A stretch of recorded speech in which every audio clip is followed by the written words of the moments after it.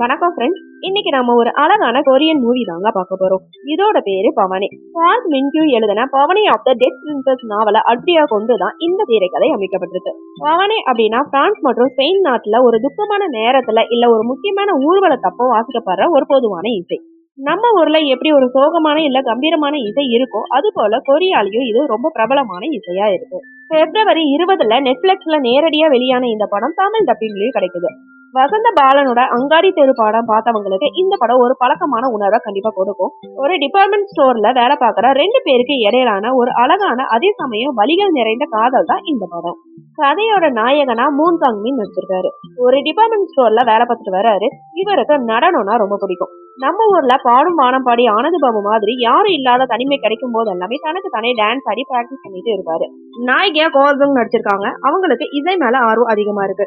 ஆனா அவங்களோட குடும்பம் ரொம்ப கஷ்டமான குடும்பமா இருக்கு. அப்பா கிடையாது, அம்மா மட்டும்தான் இருக்காங்க. கூட 2 உடன் பிறந்தவங்களும் இருக்காங்க.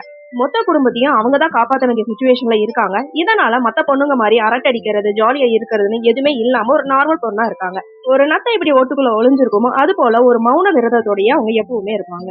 இவங்க 2 பேருக்கும் இடையில பாலமா இருக்கிறது நாயகனோட நண்பனான பின்யோஹான் தான். இவன் ஒரு செம கலகலப்பான ஆளு. ஆனா ஒரு ட்விஸ்ட் என்னன்னா இவன் தான் அந்த டிபார்ட்மெண்ட் ஸ்டோரோட ஓனரோட பையனும் கூட. அப்பா கூட இருக்கிற கருத்து வேறுபாட்டால வீட்டை விட்டு வெளியேறி அதே கடையில சாதாரண தொழிலாளியா வேலை பார்த்துட்டு இருக்காரு. நாயகனுக்கு நாயகியோட அந்த அமைதியான வித்தியாசமான குணத்தை பார்த்து அவங்க மேல ஒரு காதல் வருது. காதலையும் வெளிப்படுத்துறாரு. நாயகிக்கும் இவங்களை ரொம்ப பிடிக்குது. ஆனா அவங்களுக்கும் ஒரு தயக்கம் இருக்கு. நம்ம வேலை பார்க்குற இடத்துல மத்தவங்க இதை பார்த்தா கிண்டல் பண்ணுவாங்களோ, நம்ம வேலைக்கு ஏதாவது ஆபத்து வந்துருமோன்னு பயப்படுவாங்க. ஏன்னா குடும்பத்தை காப்பாற்ற வேண்டிய பொறுப்பு அவங்க கிட்ட இருக்கிறனால. நாயகனும் நாயகியும் ஒன்னா இருக்கிற நேரத்தை தவிர பிரிஞ்சிருக்கிற ஒவ்வொரு நிமிஷமும் அவங்களுக்குள்ள ஒரு பெரிய வழியை கொடுக்குற மாதிரிதான் இருக்கும். ஒரு கட்டத்துல நாயகி யாருக்கும் சொல்லாம கொள்ளாம அந்த இடத்த விட்டு பிரிஞ்சு போயிடுறாங்க. இதுக்கு அப்புறம் நடக்கிற சம்பவங்கள் தான் படத்தோட மீதி கதை. கிளைமேக்ஸ்ல அவங்களோட நண்பன் ஒரு ரைட்டரா மாறுறாரு.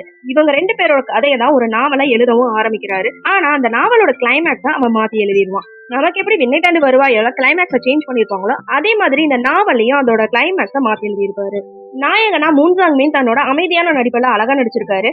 இதுல கதாநாயகியா நடிச்ச கோவன்ஸும் ஒரு குழந்தை நட்சத்திரமா அறிமுகமானவங்க. இதுலயும் அழகா நடிச்சிருக்காங்க. ரால் பலனோட மெலோடி பாடல்கள் படத்துக்கு பெரிய பிளஸ்னே சொல்லலாம். கிங்டாங்கோட கேமரா ஒர்க் ஒவ்வொரு காட்சியும் அழகா காட்சிப்படுத்தி இருக்கு.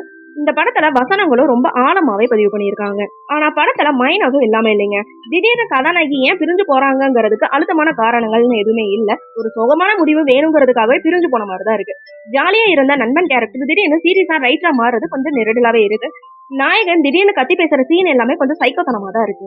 ஆக மொத்தத்துல பவனே காதலையும் வலியையும் அழகா பேசுற ஒரு அழகான படம்னே சொல்லலாம். இது ஒரு கிளீன் நியூ மூவி தாங்க. குடும்பத்தோட தாராளமா பார்க்கலாம். ஆனா ஒரே ஒரு லிப்லாக் சீன் மட்டும் இருக்கு. அதை தவிர வேற எந்த அடுக்கல் எதுவுமே இல்ல. ஒரு மெதுவான அழகான காதல் கதையை பார்க்கணும்னு நினைக்கிறவங்க தாராளமா இந்த படத்தை பார்க்கலாம். ஓகே ஃப்ரெண்ட்ஸ், நெக்ஸ்ட் வீடியோல பார்க்கலாம். இந்த வீடியோ உங்களுக்கு பிடிச்சிருந்தா லைக், ஷேர், சப்ஸ்கிரைப் பண்ணுங்க. தேங்க்யூ.